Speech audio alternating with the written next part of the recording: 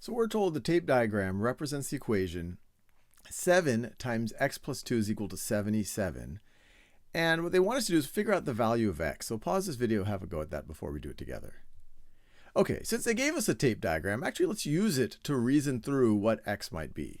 So this whole thing is equal to 77, and it's divided into 7 equal parts. We see that here, 1, 2, 3, 4, 5, 6, and 7. And that makes sense. If I have 7 of these x plus 2's, that's the same thing as 7 times x plus 2. And when you add all those 7 x plus 2's, it comes up to 77.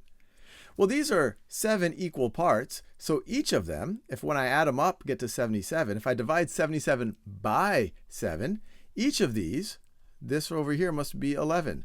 This over here must be 11. Each of these must be 11. And so one way to think about it is that x plus 2 must be equal to 11. Another way we could have done it, if we looked at this, and it's really the same idea, is we're just dividing both sides of this equation by 7.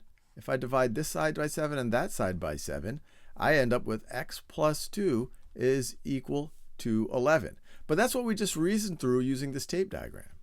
Now, if we know that x plus 2 is equal to 11, you can say, okay, something plus 2 is equal to 11. That something is going to be 9. Or you could do it a little bit more formally. You could say, let's subtract 2 from both sides. And you could say that x is equal to 9. Either way, we're done. We figured out the value of x. And actually, you could test this. Because if x is 9, then each of these is 9 plus 2. This is 11, 11, which is our goal.